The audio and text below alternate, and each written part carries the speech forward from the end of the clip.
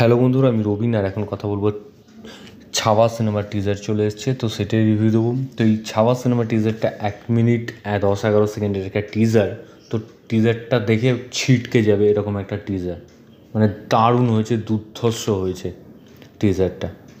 তো এখানে শিবাজি মহারাজের ছেলে সম্ভাজি মহারাজের চরিত্রে অভিনয় করছেন ভিকি কৌশল। তো এখানে যে ডায়লগটা দিয়ে ভিকি কৌশলের এন্ট্রি হবে, দুর্ধর্ষ একটা ডায়লগ, যে छत्रपति महाराज को शेर कहते हैं और शेर की अंग, शेर की बच्चे को ছাওয়া कहते हैं।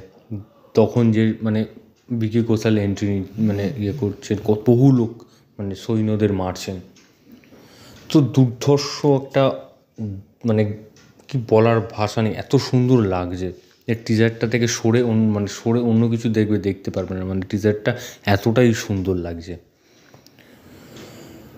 মানে অভিনয় দুর্ধর্ষ অভিনয়, এবং যেভাবে প্রেজেন্ট করা হয়েছে মানে দুর্ধর্ষ। যেরকম অ্যাকশন সিনগুলো বা মানে যুদ্ধের সিনের কথা বলছি, যেরকম যুদ্ধের সিনগুলো বা যেখানে যেখানে যেখানে ভিকি কৌশলকে দেখানো হচ্ছে, সেই সব জায়গায় ভিকি কৌশলের অভিনয় বা তার লুক। এবং তাছাড়া এখানে লাস্টের দিকে একটা জায়গায় দেখা হচ্ছিল যে ভিকি কৌশল যে মহারাজের চেয়ারে বসে আছে, তো সেই জায়গায় তার এক্সপ্রেশন, বা এখানে একটা জায়গায় দেখানো হচ্ছিল ঔরঙ্গজেবকে। তো সেই ঔরঙ্গজেবটা কে বলো তো? ঔরঙ্গজেবটা হচ্ছে অক্ষয় খান্না। তো মানে দেখে বোঝাই যাচ্ছে না যেটা অক্ষয় খান্না, মানে এত সুন্দর মেকআপ, এবং ওই যে জাস্ট একটা ডায়লগ, মানে দুর্ধর্ষ ডায়লগ। এবং এই টিজারটার মধ্যে ভিকি কৌশলকে যেরকম মানিয়েছে, ঔরঙ্গজেবের চরিত্রে অক্ষয় খান্নাকেও দারুণ মানিয়েছে, মানে কোনো দিক থেকেই বোঝা যাচ্ছে না যেটা অক্ষয় খান্না। এবং তার একটা ডায়লগ রাখা হয়েছে। তো সিনেমাটা টক্কর দেবেই, 6 ডিসেম্বর আসছে, টক্কর দেবে পুষ্পা 2 এর সাথে।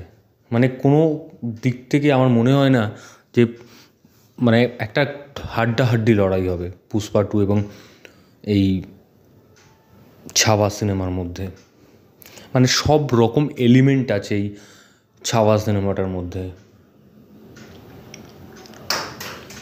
আমার মনে হয় যে হিন্দি বেল্টে বা আমাদের এখানেও একটা হিউজ কালেকশন করবেই এই ছাওয়া সিনেমাটা, কারণ টিজারটা দেখেই তার স্পষ্ট।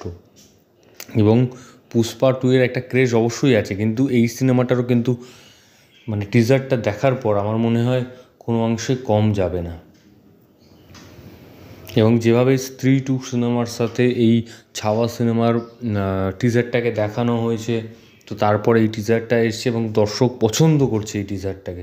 এবং যেভাবে তার বিজিএম বা যেভাবে যে ডায়লগগুলো রয়েছে, এআর রহমান উনি মিউজিক দিয়েছেন, মানে দুর্ধর্ষ প্রত্যেকটা জিনিস। এখানে কোনো বাজে মানে কমেন্ট করার জায়গাই নেই যে খারাপ বলবো, যে জিনিসটাকে খারাপ বলবো। এখনও পর্যন্ত টিজারটা যা এসছে, টিজারটাতে কোনো দিক থেকে কিছু খারাপ আমার মনে হয়নি। বা মিউজিক, বিজিএম, প্রত্যেকটা জিনিস ভালো হয়েছে, ডায়লগ ভালো হয়েছে। এবং ভিকি কৌশলকে যে জায়গাগুলো অভিনয় করছেন, মানে দেখা যাচ্ছে যে প্রচুর অসংখ্য লোকের সাথে সে একসাথে যুদ্ধ করছেন, মানে সে তার মতন বলবান কেউ নেই, এরকম একটা জিনিস। তো দারুণ লাগছে। এবং এর আগে কিন্তু আমরা রণবীর সিংকে দেখেছিলাম এইরকম চরিত্র অভিনয় করতে, তো রণবীর সিংকেও বেশ ভালো লাগতো।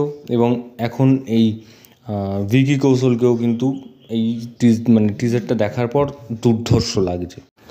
তো এই সিনেমাটা ডিরেক্ট করছেন লক্ষ্মণ উদেকর। এবং ভিকি কৌশল, আমার মনে হয় যে ভিকি কৌশলের ফ্যান ফলোয়ার্স তো অবশ্যই বাড়ছে, এবং একটা ভালো ফ্যান ফলোয়ার্স তার আছে, কারণ এর আগে অ্যানিমাল সিনেমার সঙ্গে কিন্তু তার শ্যাম বাহাদুর সিনেমাটা ক্ল্যাশ করেছিল, তবে ভালো কালেকশন করেছিল কিন্তু। এবং ভিকি কৌশলের একটা প্রায় 200 কোটি টাকার একটা কালেকশন আছে একটা সিনেমাতে। তো আমার মনে হয় এই ছাওয়া সিনেমাটাও কিন্তু একটা 200 কোটির ঘরে পা রাখতে চলেছে, এবং একটা বড়সড় ক্ল্যাশ হতে চলেছে পুষ্পা 2 এর সাথে।